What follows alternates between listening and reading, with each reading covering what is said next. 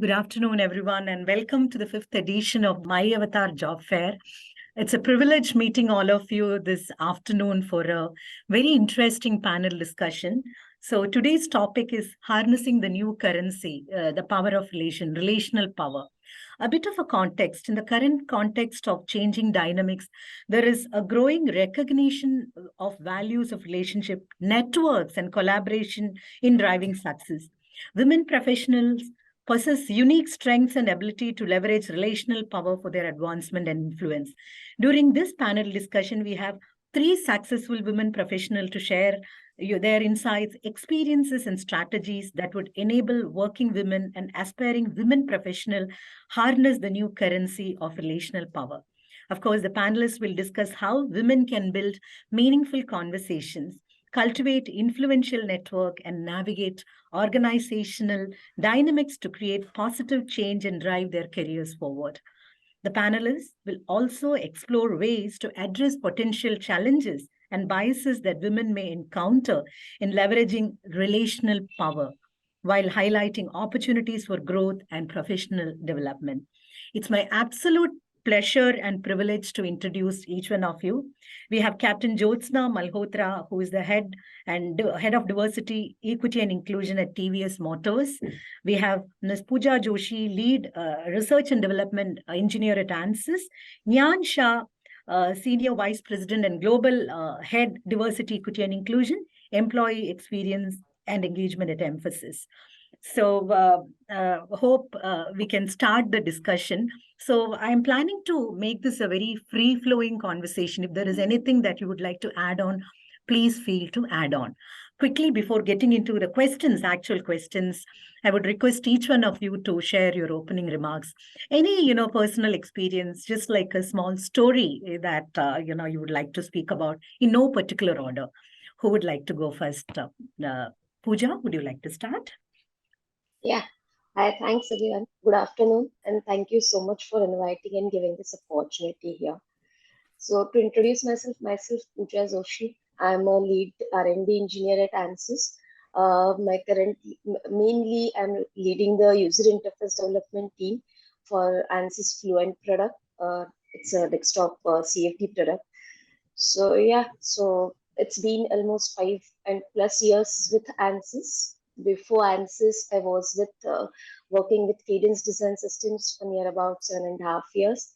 And there too, I was a part of a product development team for one of the product user interface team. Then after Cadence, I took a maternity break for about a year. And then I joined Cognizant. And I was dealing with these infotainment screens development team. And then after Cognizant, I joined Ansys. It's been 5 years with Ansys now. Interesting. Yeah. Pooja, you know what? You are the only, panelist from the business today. We have Dnyan, who have close to 2.5 decades of experience in the human resources function. Jyotsna, again, close to 15, 20 years from the, HR function. So very interesting. Welcome to the panel, Pooja. Thank you so much.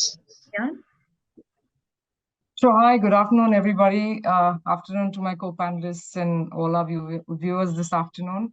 My name is Dnyan Shah, and I work for Mphasis.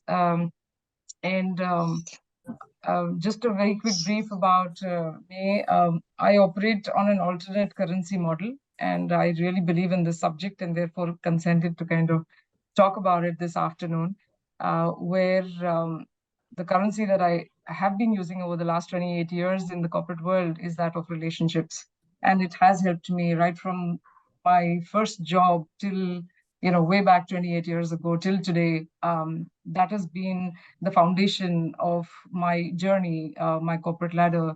And those relationships that I have built are such unique relationships, which I even can look back at even today. I have made such great friends. I've made, my colleagues have now become friends and allies in the entire workspace that I operate in. So, this has tremendous potential, tremendous, I would say, value for every professional, and something that we all should kind of understand and also use in our day-to-day lives. So Very happy to be on this panel. Thank you very much for giving this opportunity and looking forward to the discussion.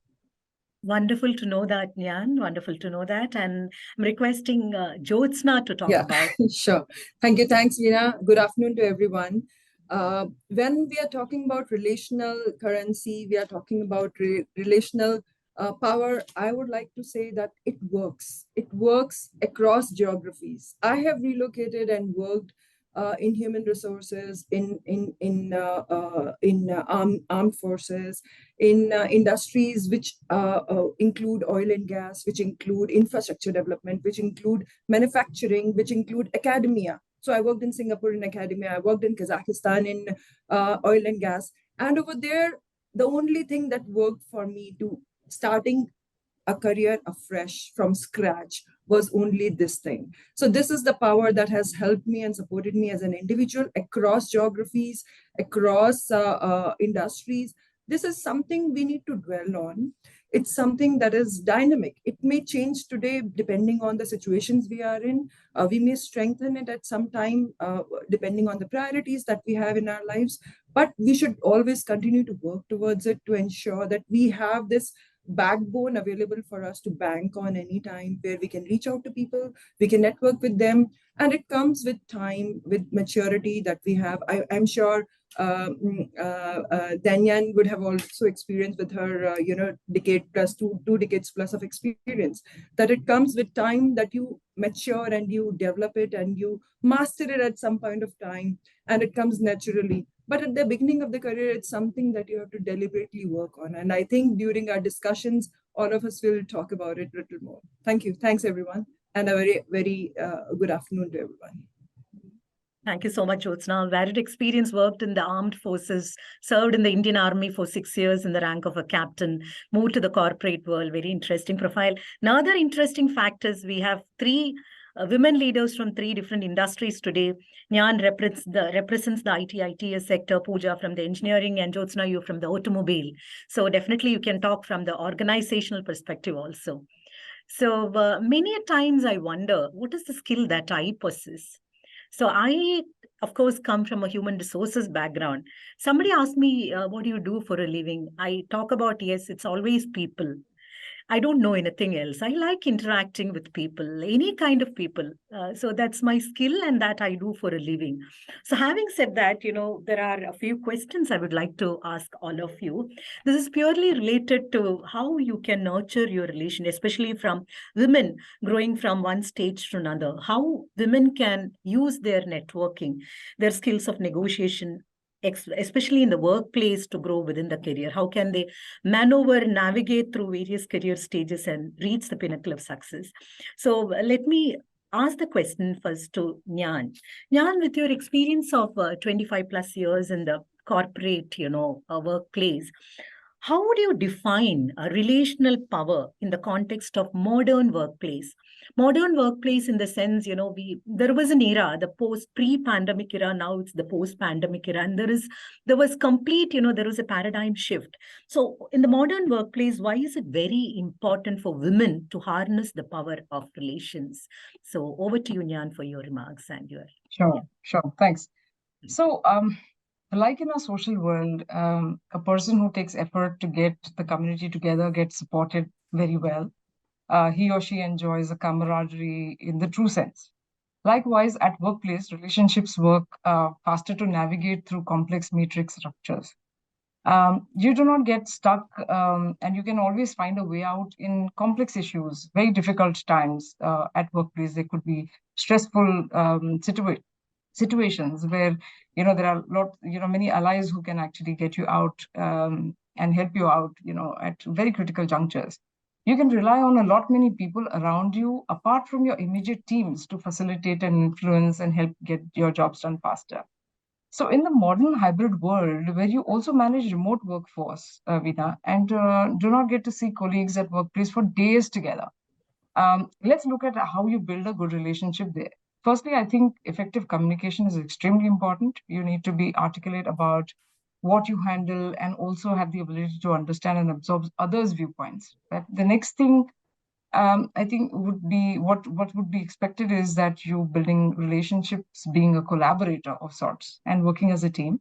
If you restrict yourself only to your area of work and build walls around you, then it's going to be extremely difficult to penetrate through the structures to build relationships. So one needs to be adaptable and flexible in their approach, and not very opinionated and rigid, because then you are not allowing people to kind of advance, or you come to you for any issues or concerns, or it's not a collaborative effort.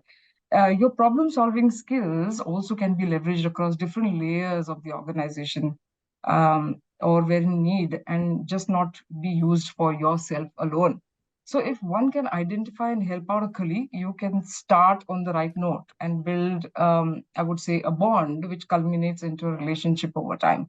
So use your leadership and influencing skills to get your jobs completed.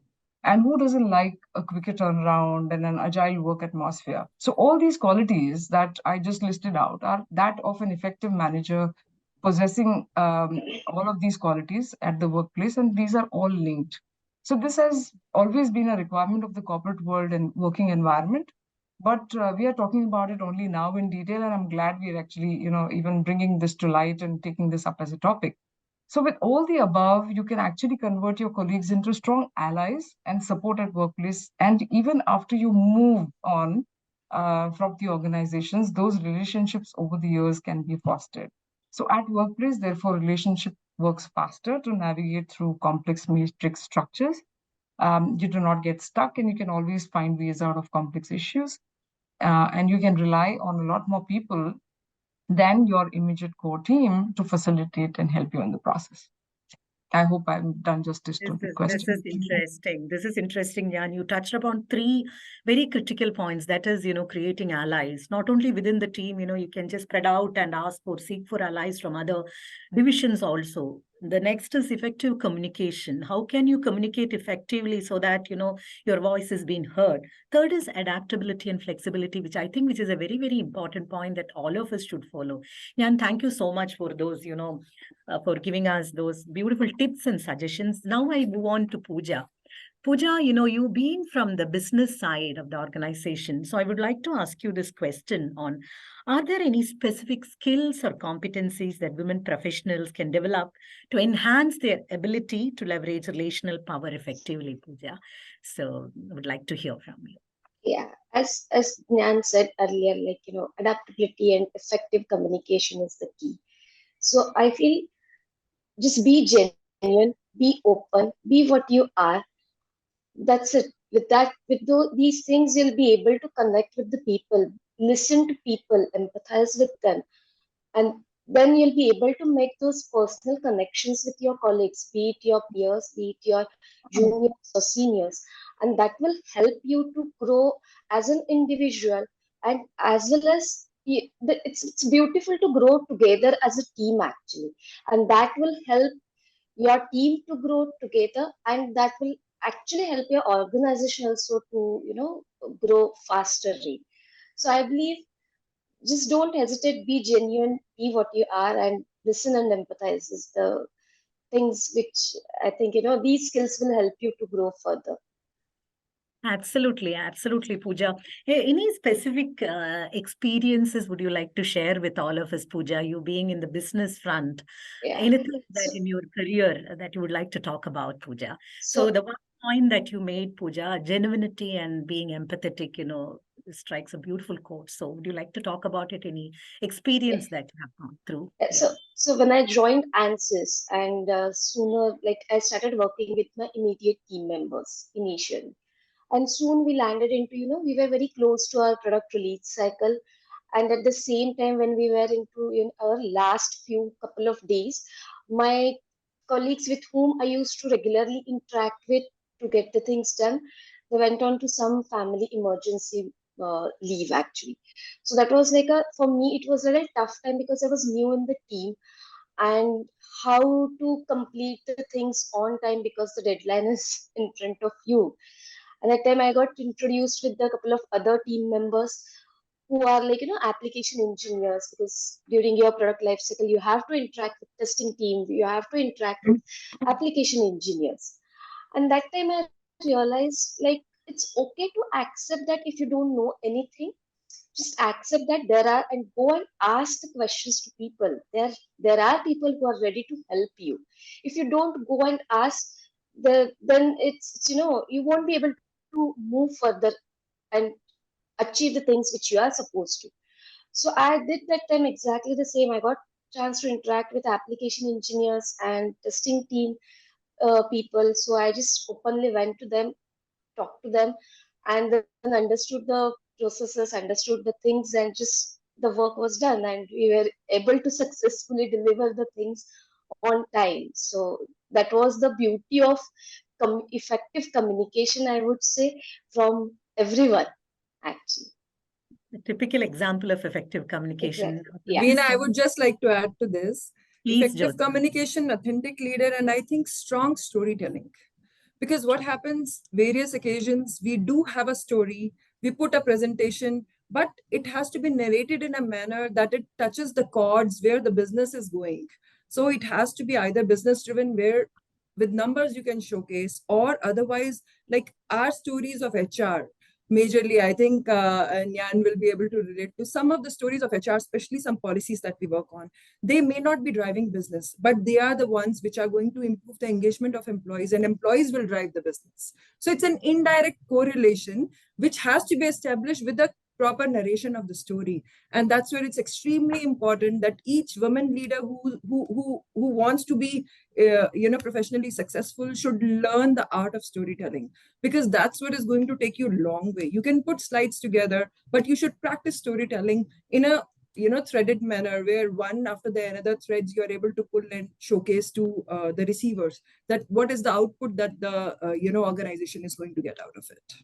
That is great. I mean, I was about to, ask you that question, the power of storytelling. You beautifully narrated it, Jyotsna. My next question is to you, Jyotsna. So as far as during one conversations, both of us had, Jyotsna, you have mentioned that at TVS Motors, you have women, close to 80-85% of women in one of your plants. Is it right, Jyotsna? So being a women people leader, so how do you kind of sustain it? The power of storytelling is something that you spoke just now. So would you like to talk about or elaborate it a bit? I mean, how do you strike that chord, that balance to ensure that, it's a sustainable model at workplace, Jyotsna? So over to you. Yeah. So as I just said, it's not only about numbers. We do have an assembly line with 90% women. We do have 2% of workforce, which is persons with disability also. But it's not only about numbers. It's also about building an ecosystem where they can exist. And that's where these inclusive policies comes into play. When we talk about policies, we talk about flexibility. Being manufacturing, we talk about flexibility. So I have seen many consulting firms and IT firms are withdrawing flexibility, but we have decided that we'll continue to have work from home opportunities for employees across, irrespective of gender. We'll continue to have flexible working hours. We'll continue to have work from anywhere kind of policies in place. So this has allowed us to sustain these kind of ecosystem where inclusivity can happen, irrespective of gender, inclusivity can happen, where flexibility can continue to exist. We all know that women want flexibility. Women require flexibility because the kind of priorities they have on hand, it's important for them to have those kind of provisions. They may not use it, but those provisions allow them to have more liberty in taking professional decisions. Yes, I should be joining this organization because they have these options for me. They may not even utilize it. But from that point of view, it allows a lot of sustenance for such kind of resources to continue to stay in the organization. So that's my take on this. We'll continue to work towards it. Now we have a few more bundle of such policies will be coming in soon. And that's what we look up to. Oh, thank you so much, Jyotsna. You touched upon two very major factors, that is conducive policies at workplace and, of course, creating that ecosystem. So thank you so much. So at Avtar, as you all know, we talk about larger women's workforce participation and how we can support the marginalized talent pool. In this regard, we have an intervention called the intentional career pathing. In every forum, all of us talk about it, which will help women to nurture their skills and how they can maneuver navigate and reach the pinnacle of success. We talk about the effective networking skills, how women can negotiate for, at workplace, the importance of focus at workplace, trust and respect at workplace, so on and so forth. So this is something that we have developed working with organizations like yours, which will help women typically in the mid-career stages to climb their career ladder. So having said that, we can go on and on this topic because this is a very beautiful topic. So Dnyan, one more question to you, Dnyan. So being in the, as Jyotsna mentioned, being in the human resources function for more than 25 years now, so what are some key strategies or approaches women professionals can adopt to build and maintain effective relations at workplaces or effective relationships at workplaces, Dnyan? Sure. So there are lots of things that we can do and women can do to kind of build relationships at workplace. Some of it Pooja alluded to, being genuine and empathetic, which is extremely important. But I have kind of listed a few which I felt that, when I was, looking, on the topic, I thought I will talk about it because there are quite a few, but, considering that we have constraints on time, I will share a few with you. So I think first is, of course, being genuine and honest with your feedback and appreciation for a job well done. Everyone needs a pat on the back for a job well done. Do take time and acknowledge and appreciate. That creates a very different environment. It creates an environment of gratitude. It creates an environment which is a lot more honest and fairly straightforward. Cultivate the skills of listening, like the way you like to be heard. Listening is equally important, and hearing and actively listening is extremely important for from the other person's viewpoint. Yeah. Ensure you don't second guess and respect your co-workers. Don't have an attitude that you do everything and you do that better than the rest of them, and don't underestimate people around you. Practice humility, as it will help you to be empathetic, both empathetic and compassionate. I feel humility offers the opportunity for you to be less self-involved and more attuned to the feeling of others.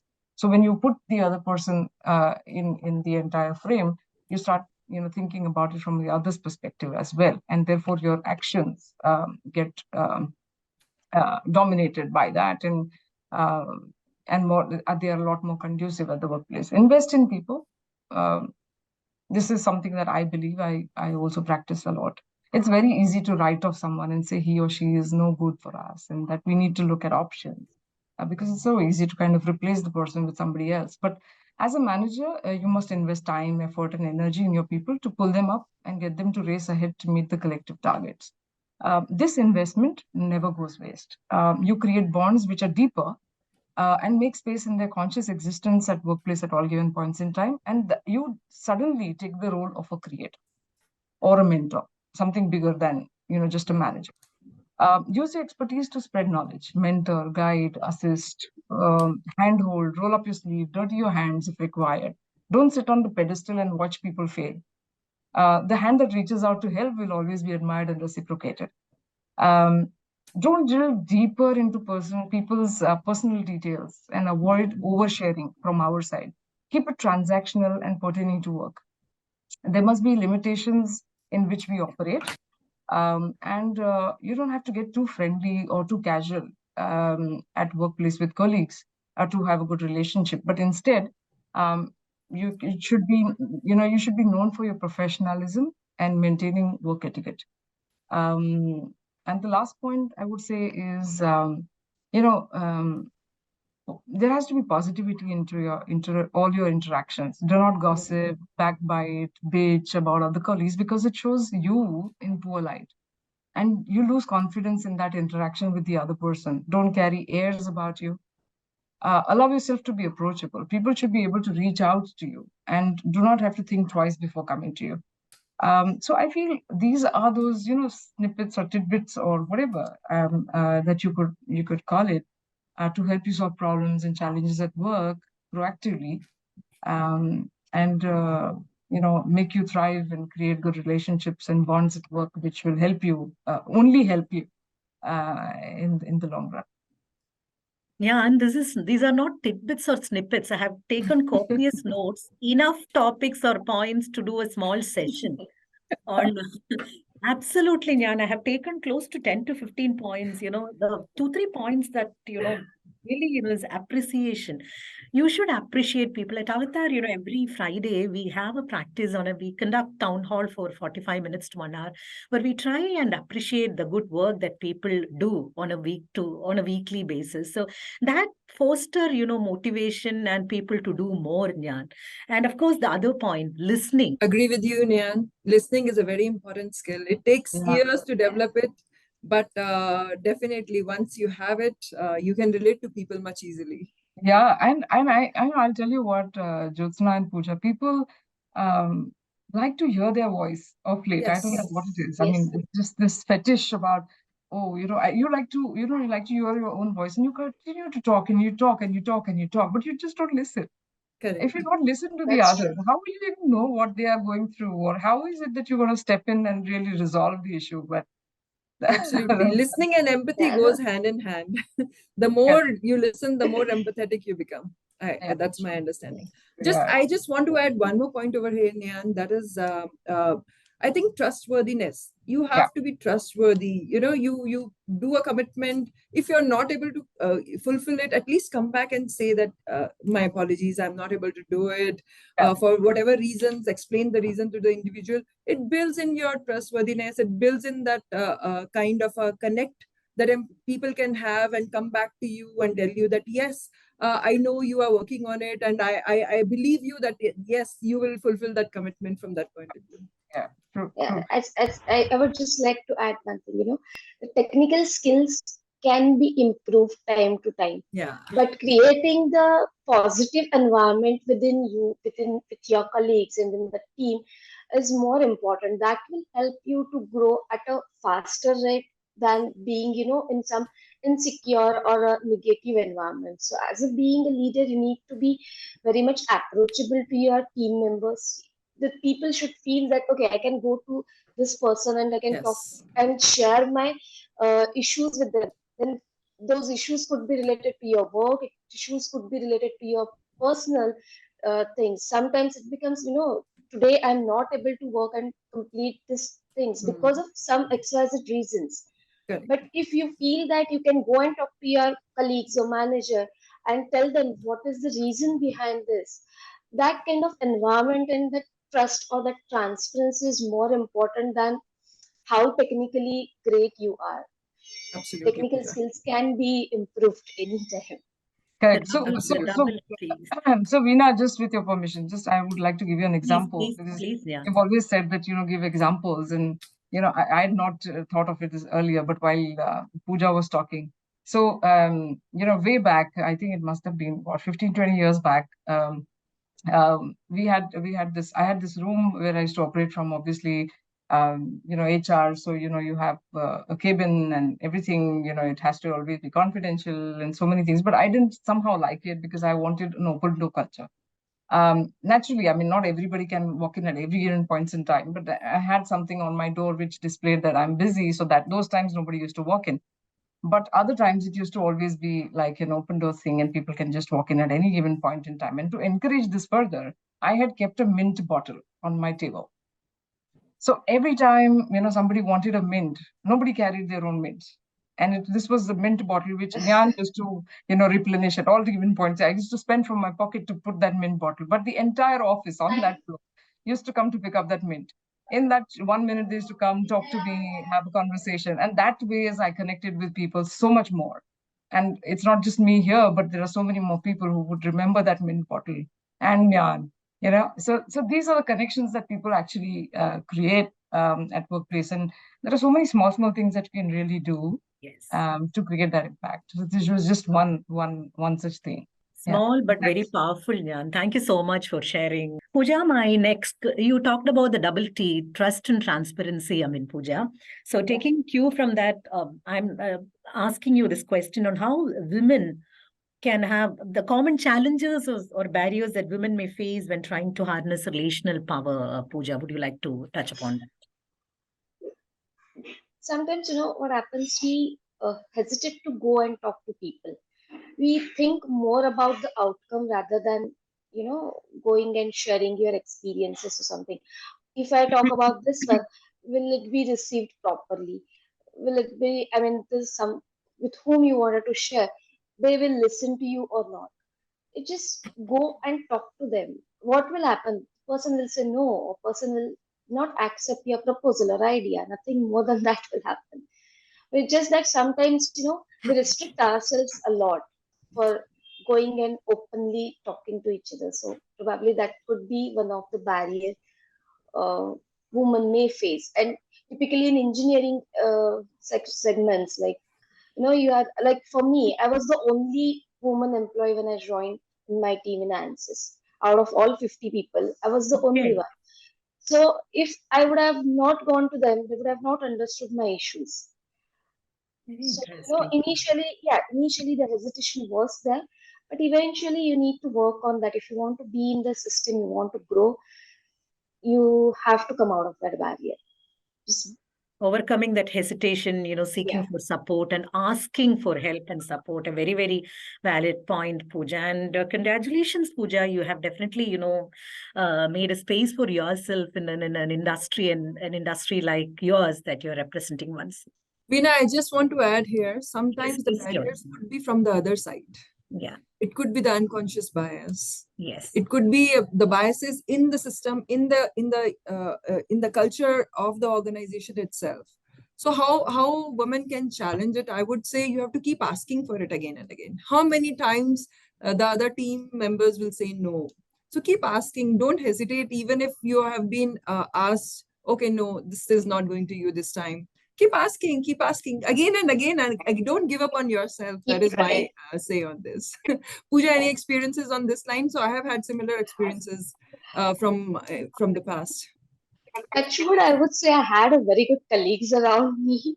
So I never felt like, this unbiasedness towards being a woman or being a female employee. But yeah, that you need to be, you need to overcome your own fears, and you need to go and keep on asking, keep on trying. People Correct. will say no once, twice, thrice, but at least at some point of time, you'll get a positive response. Yeah, agree with you on that. Yeah. So I had a similar experience. This was in my first year of work, and that was the only company which was a non-IT company that I worked in, where we had a differentiation of staff and management. So people knew that she belongs to the management category, because I was a management trainee, so to speak, like the first year of my job. And we had, just behind my desk, and it was an open desk space, open workspace, and just behind my desk there was a very senior gentleman who used to look after compensation and benefit, and he was belonging to the staff category. So he always had this bias between staff and in management, and there was this great divide in his mind. There was something in his mind that he had created, and it was so staunch, and he was such a staunch believer in that. And he used to always look at me as, oh, you're management, don't talk to us, or, we'll not have food with you. And, a lot of other things, I said, why does this man behave like this? So, over a period of time, because we were like absolute neighbors, we had even just one chair dividing the two tables between. After some time, I started working on his desk, and he was like a very, I used to turn around and I used to put my work books or whatever I used to work on. I used to sit on his desk and work, and used to get damn upset, So, over a period of time, I really worked on his psyche. And when the time was for me to leave, because I worked there for about a year, time came for me to leave, and the man who had tears in his eyes was this guy, and he actually bought me a gift, like a parting gift, and said, I'll never forget you. And because you actually broke that shackles of my belief, and you're just like anybody else, and just like any one of us. So those kind of things that people have in their mind, these are preconceived notions, sometimes. And since you work with so many, there are always times that you meet different type of people, right? So just a small one from me on that one. Yeah, similar experiences from me from Army as well. So when you being a lady officer, when you join a team where there are all men, and then suddenly the team themselves don't know what to ask for from you, the kind of work that they can ask for from you. So those are the moments where you continue to ask, you don't give Hello, up on hi. yourself, and you continue to ask that, yes, I want to do this, I want to do this, I want to do this. And at some point of time, team believes that, yes, you can do it. And it might be field operations, it could be anything to, work on, but don't give up on yourself is my only say. So thank you so much, Jyotsna. There is another question I would like to ask you on the various programs at an org level at your company, that is the sponsoring and the mentoring programs. Would you like to talk about it? You are from TVS Motors. Any best practices in this space? Yeah, sure. Over to you, Jyotsna. Sure, Veena, I'll talk about it. So one of the key areas where we see that a lot of retrenchment for women is happening is in the window when they are like 5 to 6 years. They're in an age window where they are kind of in the middle of somewhere where they can succeed, but at the same time, their priorities at personal front also come in. And that's where these programs come very handy. So we have a program called Flying Lessons for Women Professionals, where we offer them leadership development. So it's not only about leadership development from the organization points of view, it's also from overcoming the cultural barriers, strengthening your personal networks, strengthening your personal support system. So it goes deeper into not only my professional front, but also my personal front. So it allows me to grow as an individual, look at the opportunities that, a woman can explore for herself to grow at her personal front with her spouse, with her in-laws, with her families, and overcome the barriers with which maybe their family members would have grown up with, maybe they themselves would have grown up with, and find their energy inside of themselves rather than looking for it anywhere else. One of the very important element of the program is mentoring program. So we identify some of the mentors inside of the organization, senior members, who become hand-holding individuals for these women employees. So one-on-one basis, we do initial introductions for them. Thereafter, the mentors are also provided with a mentoring program in which they know what are the way forward for them, what exactly they're supposed to do with these women. The outcome is actually an IDP for the individual. They know where they are going to go after this program. They know how they're going to navigate themselves inside of the organization. They know how their career is going to move ahead. So they move away from the thoughts of leaving the organization or focusing on anything else, because their priorities they have got time actually as part of the program to sit and work on themselves, which allows them to look at their career paths for themselves. And at times their spouses also come in and talk about what challenges they are facing, because we also have a program called EAP, Employee Assistance Program, where we encourage employees as well as spouses to come and do a counseling in case they need some support. In some cases, even they come together and discuss about the challenges that they're facing, because the woman is so much trying to navigate herself or not taking interest in navigating herself. So these are collective counseling sessions which are organized for these couples. So it's not something that we push them to do it. If the couple volunteers to do it, they can take it up. But the program is something which is annually we are covering close to 20 plus women in the organization, at the mid level and senior level again 20 plus. So in all, each year we have close to 40 women who are undergoing such programs. We have close to 80 plus women who are navigating their career in the leadership sphere inside of the organization. So it's doing well. That is all I can say. But to see more women in leadership is certainly something that we want to have inside of the organization and will continue to work on. This is interesting, Jyotsna. Over a period of time, they can be role models where they can talk about their own experience to the new women joining the workforce, right? This is applicable to all, actually, and all of us are role models in one way or another. So, as a closing remark, I would like to ask all of you, in no particular order. So, how do you think, going forward, this particular power of relations, networking effectively, the various points all of you mentioned can help, women to be better professionals, grow in their professional front, and create a mark, in the organization? No particular order, all of you can talk. Any one of you, yeah. I think I'll go on that, Veena. See, mentoring opportunities you can create for yourself. But the real opportunity comes when you are able to convert these relationships into sponsorship.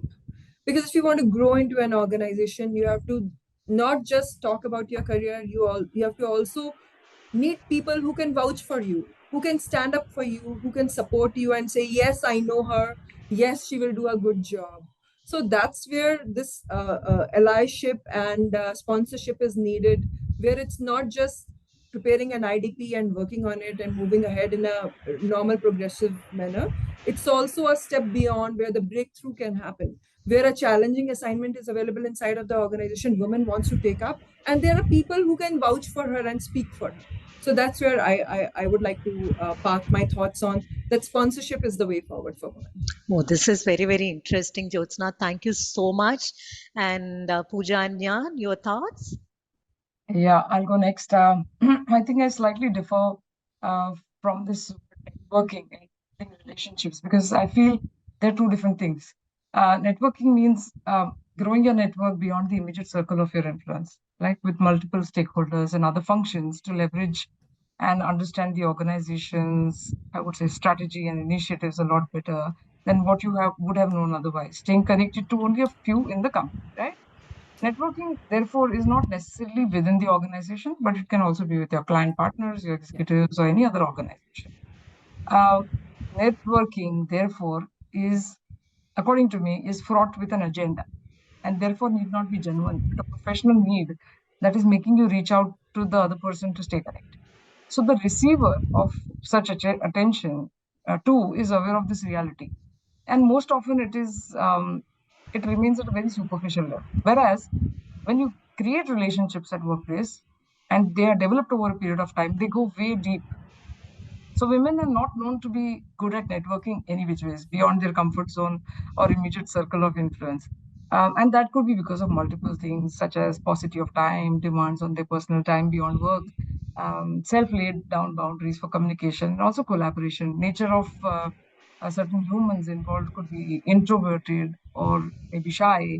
Uh, Sometimes you might lack confidence or awareness, but women can do a great job at building relations within the teams and also outside with stakeholders they interact with. So over a period of time, the length of your service and your strong bonds created at the workplace are going to be those two big pillars which are going to help you execute your job well.